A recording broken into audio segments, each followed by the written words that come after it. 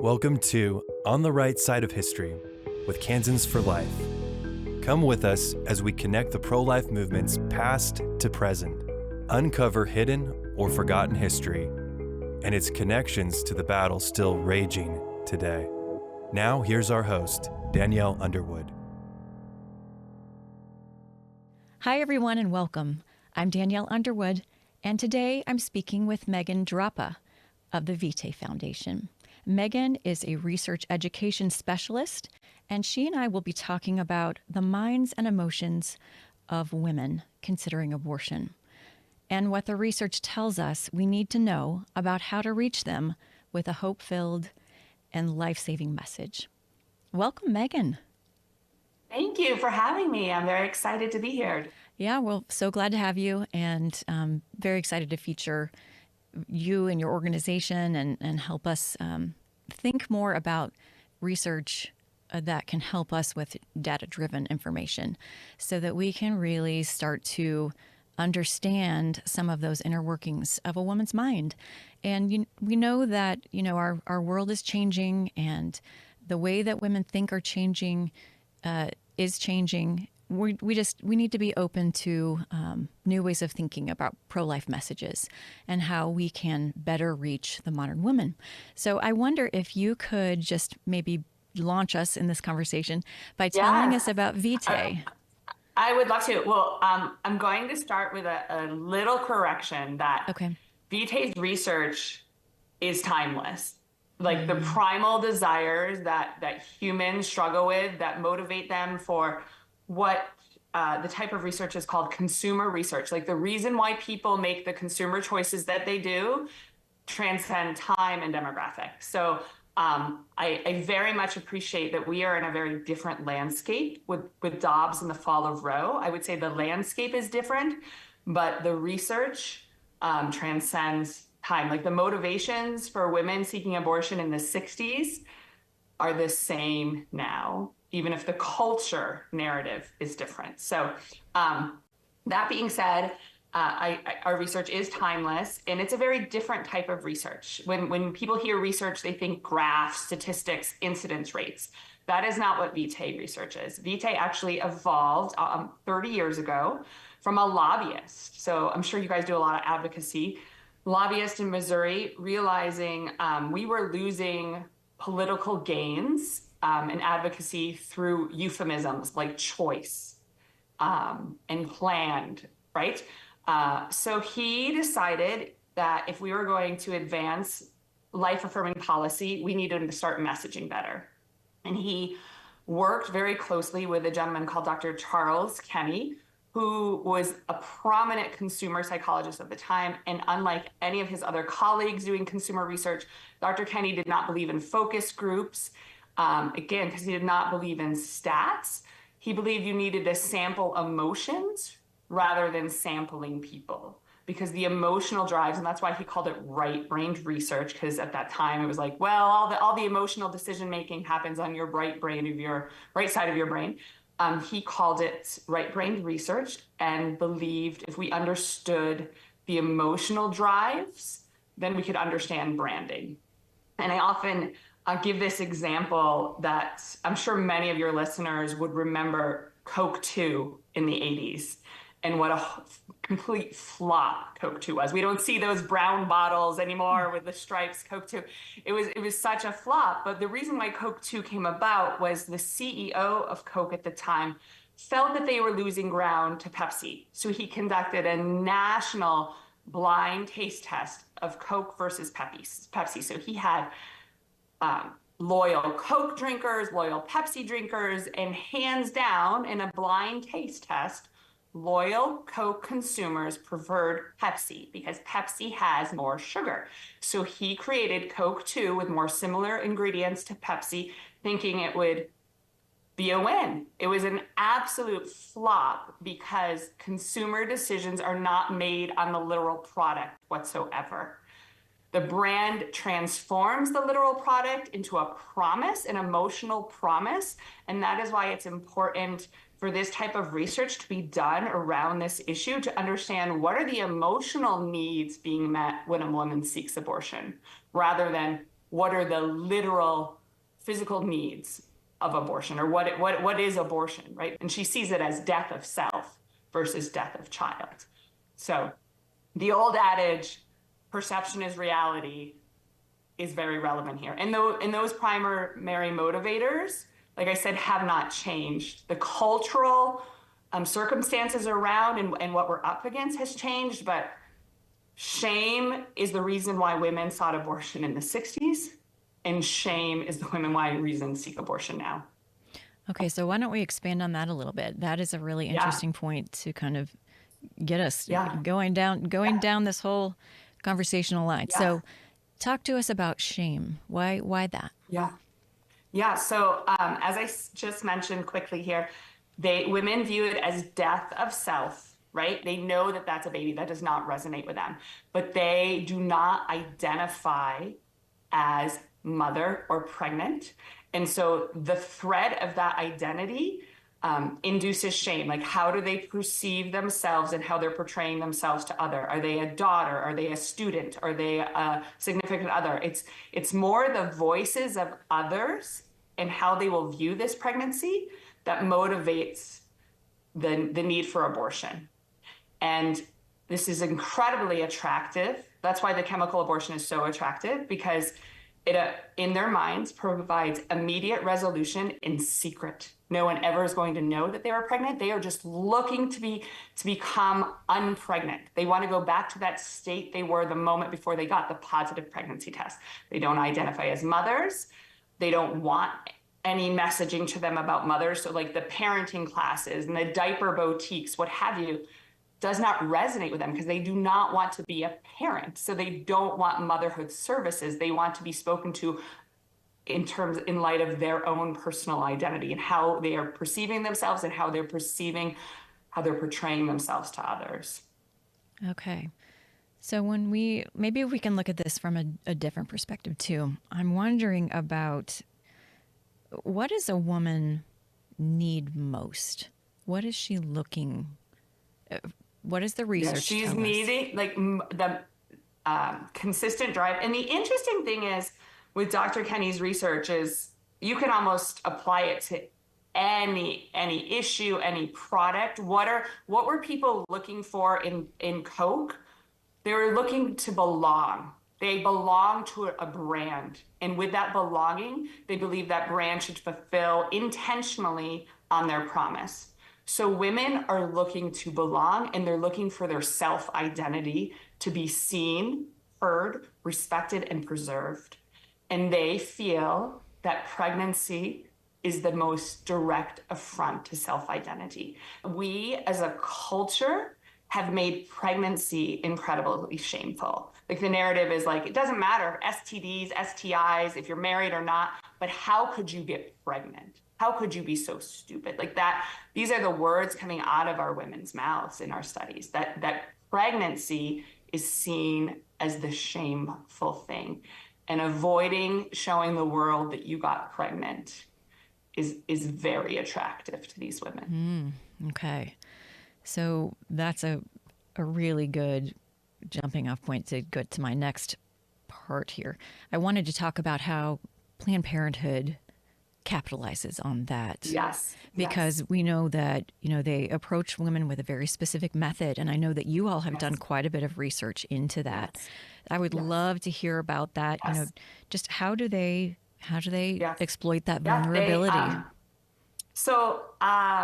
I didn't share this with you before, but I actually helped start a school here in Omaha. And I know any state in this country, any diocese, any church, if you're working with youth, you have to go through safe environment training, which allows you to be able to recognize what a groomer is. A groomer, the definition of a groomer is somebody who separates you from your known trusted contact and increases risk-taking behavior. That is 1,000% what Planned Parenthood does. They are seen as the rite of passage. And that's kind of another difference between us now and the 60s. I think we are in a very different cultural climate than we were those many years ago, but shame is still the provider and the promoter of that, of seeking that. And Planned Parenthood understands this completely. They are seen as the rite of passage for young women. Unfortunately, in our American culture, we don't have a rite of passage for young men. And having a rite of passage is important, like historically and culturally, like coming into your own.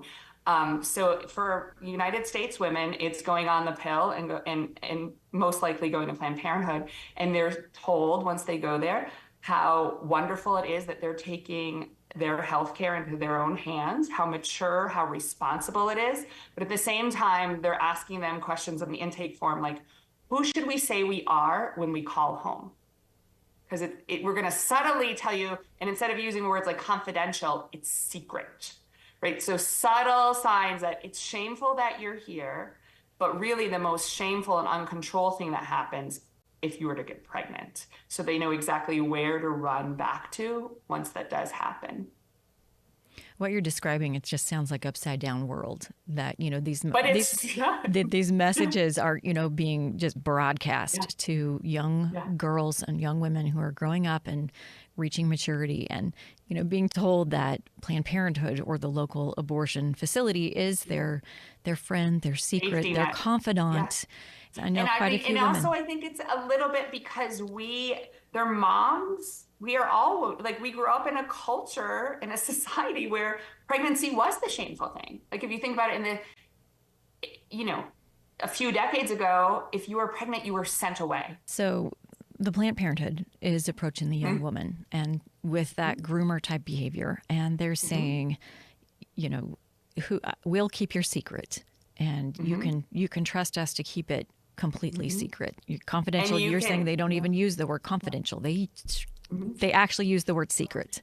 In that, and again, this study was done in 2016. So I have seen that, Planned Parenthood has changed some of their tactics. Now it's more shout your abortion, right? So I think there's lots going on there. I can't say for certain today that Planned Parenthood is saying secret, but in 2016, that was going on. I have seen Planned Parenthood use advertising that almost came directly out of Vitae research, that they know what women want is empowerment and they don't want shame. So Planned Parenthood advertisement recently has been speaking into that, like when it's an act of empowerment to get a health exam, when they're trying to take away women's health care, like show up, we don't care, throw your underwear in your jeans, we're not going to judge you. So I mean, they know what they're doing and they know the emotional needs that they are able to provide. And the other interesting piece of this, it's not just the young woman, it's what we call the legacy client, the older woman or the mother who used their services in the past and has not come to terms with that, right? Planned Parenthood definitely uses defense mechanisms and engages women in their defense mechanisms to make them feel like it's us against the world. Like we don't know who's going to be there when you show up to your clinics, to our clinics. So we're going to have people in brightly colored pennies escorting you. They're not necessarily in safe locations in parts of the city, and that's intentional because what Planned Parenthood understands and what Dr. Kenny's understanding of the brand is, it's intentionality. Everything you do is aimed at going back to this emotional promise, right? So they also intentionally don't acknowledge the healing that needs to take place for a woman who's had an abortion. And so these, what we call legacy women, are very triggered when Planned Parenthood says they're trying to take away women's health care, but subtly they're judging you for coming to me, right? And when Susan Komen acknowledged that there was a link between abortion and breast cancer, I don't know if you remember, but the CEO, Susan Komen, I believe, resigned. And during that time, Planned Parenthood raised more money. So anytime that they are attacked in the public sphere, it actually plays right into their brand, which is based on fear and shame and victimhoodization. So they have these, what we call these legacy clients that keep on referring younger women to them because it's like, well, where else are you going to go? Like, I wouldn't touch it with a 10-foot pole now. And if you were to ask me about my experience, it seemed a little fishy, but I defend them to exist. They're nonprofit. They're going to where no one else would go and don't take away women's health care. Yeah, everything you're saying resonates with me so deeply. That's exactly what we see. You know, it's us against the world. It's us. They're coming for us. They're coming for our rights, and that they like to position themselves as some kind of great defender. And you know, sadly, again, it's the upside down world that really these are women who use their services end up very broken, and so we talk to so many women and hear from so many women who carry so much regret and pain from a previous abortion that maybe they had 30 years ago. Maybe they had it 5 months ago, but it leaves them broken in so many ways. And so let's talk about that then, because I know that what we're learning, what we're hearing from Vitae's research is that we need to intentionally think about the way that we're communicating with women specifically. And as a pro-life movement, some of the things that were done in the past, as you said, maybe the woman herself has not changed, but much about the landscape has. And partly it's due to the branding that Planned Parenthood and other abortion providers have so successfully, they've almost put on this mask of we are your defender. We are here to give you the secrecy that you deserve. Anyway, I could go on and on, but knowing all that, let's talk about how we need to be more intentional speaking to the woman. So I think our intentional tactic has to do with pregnancy not being shameful, because in the 1960s, pregnancy was shameful, and it happened in the most beautiful, religious, Christian homes, pro-family homes. Still, pregnancy was shameful. So we need to flip that narrative that like women's health is what we need to lead with, and body literacy. Like women are incredibly defensive about abortion versus not abortion. So what we need to do is disarm all women about this and not being like, it's not about abortion versus not abortion. It's about your health. We have to acknowledge that most women, young women in our culture, are exposed to heavy sexual content 24/7. Like when they're driving down the road in their school, it's just the assumption is youth are sexually active. So Planned Parenthood is selling them that they're giving knowledge, respect, empowerment. And the reality is they are. They're just not giving the full truth, right? They're distorting so much of it. Like, whereas our side, let's give them the full truth of this is how your body works. This is how you can be in charge of when you do not engage in sexual behavior, because this is when it would lead to pregnancy. But outside of pregnancy and not pregnancy, this is how you take care of your own body and how you listen to it to advocate for your health. Like the women's U.S. soccer team charts to optimize workouts. Like the whole, hacking your cycle and breaking up with contraception. It is an incredibly secular, attractive movement that I think some of us more on the right need to wake up and get there with that language. So if I understand what you're saying, you're talking about teaching young women to understand their body, the way it naturally functions in a healthy way, but doing that much earlier than we have been. So that they don't see their body as some kind of mysterious entity or something that they can't possibly understand it. So then they would be more inclined to outsource that kind of thinking to somebody else. Is that where you're going with this particular point? I'm sorry if I was not clear. Yes, but I would also say do it earlier. Are we doing it at all? Do your friends know about their cycle? I mean, most women my age and most women, they don't know. I mean, most women's healthcare providers say things like, well, a woman's body is a mystery. We don't really understand. I don't think we've done it at all. I mean, if you look at the national education standards, apparently there's only one state that mentions menstruation. We know that Planned Parenthood and other groups have gone into Girl Scouts of America and schools 100%, and trying to get to girls, as like third grade level.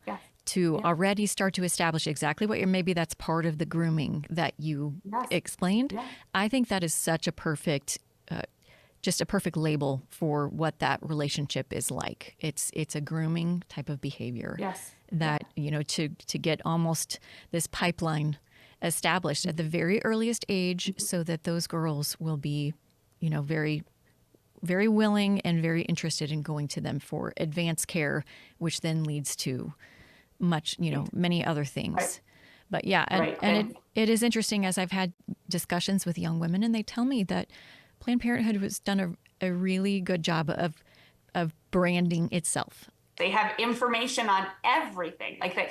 And it's intentional. But I don't think we've addressed that at all as a movement, because I would say we haven't even done it at any age. Mm-hmm.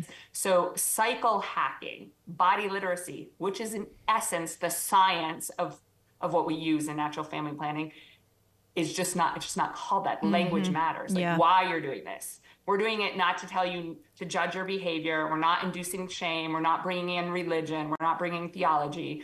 We're doing this so you can know about your body. And I would say that we even have to do this with the legacy clients, because most women in our culture have never been taught this.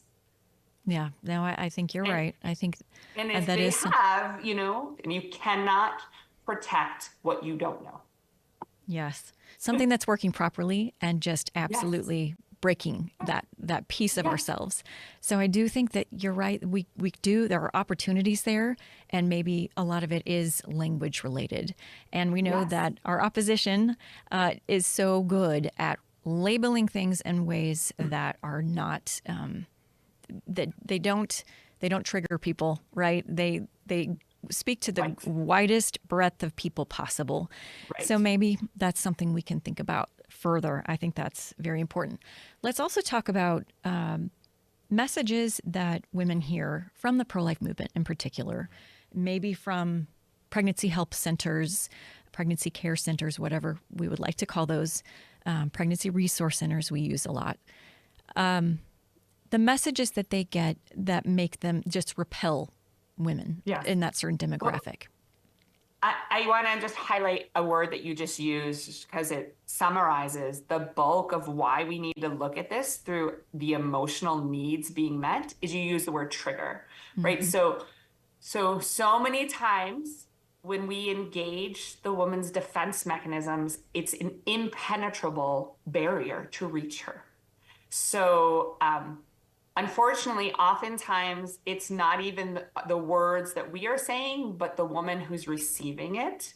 We have to understand that an incredible amount of women have been touched by abortion. So one, we don't ever want to trigger a woman, no matter what organization we are. So our message has to be without judgment, and it has to be. That's why I love the body literacy, because it goes through the back door. It disarms. It's not about her behavior, and it's not about abortion. So what we need to do is one, we need to reach her in that pipeline long before she's even sexually active, as you said, like Planned Parenthood does. And two, we need to reach her with things that pertain to herself and are interested to her, like her own advocacy for her own health and her own body. And who does she see herself as a student, as I guess, again, a daughter, a significant other. We need to reach her before we reach her and the baby. And Vitae's research is all sort of summarized in what is the best way to reach her? Well, they're looking for what is called an admired woman. They're looking for somebody a little bit older who looks a little bit edgy, that they themselves have gone through some rough stuff that transformed them into who they are, and they did not lose their self-identity in the process. They are looking for somebody who still has maintained their individual identity, to be in relationship with them that over time can help almost parent them into parenthood. So first, you need to reach her. Second, once you have reached her and walked with her and accompanied her, and she's accepted pregnancy and motherhood, then you can focus on the baby. And then third, and I mention this because many of our pregnancy centers and nonprofits doing this work are religiously motivated.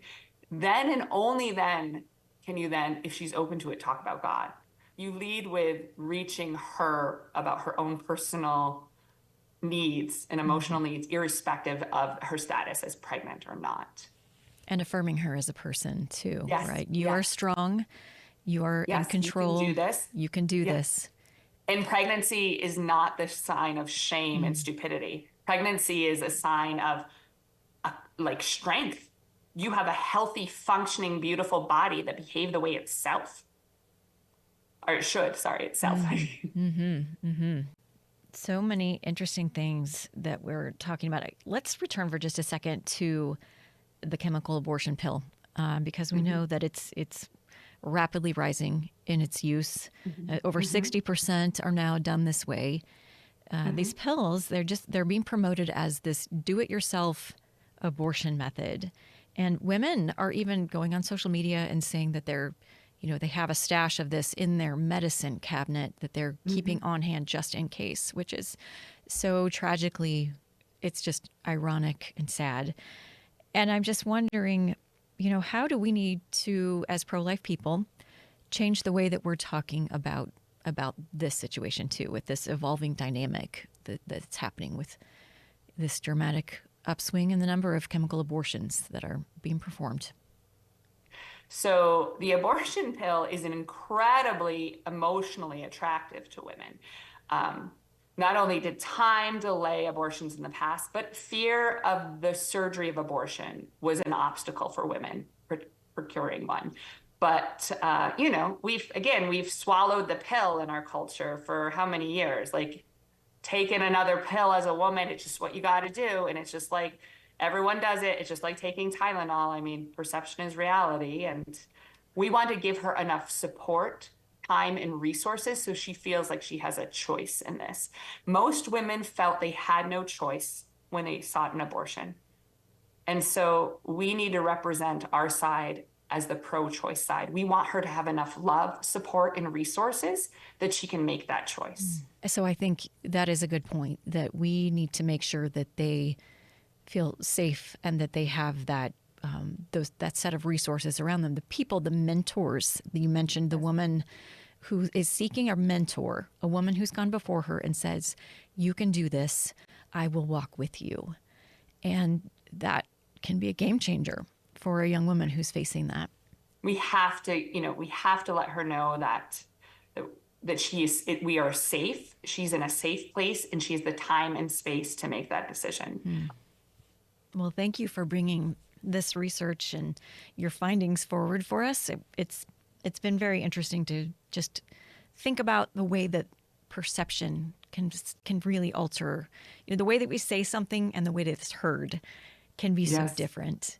And we have to make sure that we put ourselves into the shoes of others and think about what, if there's a better way to deliver information that could be, for that woman who is on the other side, better received. So, well, thank you. How can people follow you and find out more about your work? You want to learn more about our Vitae research that gives the history of our 30 years of research. We did 7 studies with Dr. Kenny. In the last few years, we've done a few more with gentlemen he trained and developed. You can go to vitaeresearchinstitute.org. That's where you'll get kind of all of our research and resources on our research. And you can also check out vitaefoundation.org. That's our general site. That is the organization that brought you all this research today. And I think you said we can have these linked, right? We can, and we will be happy to do that.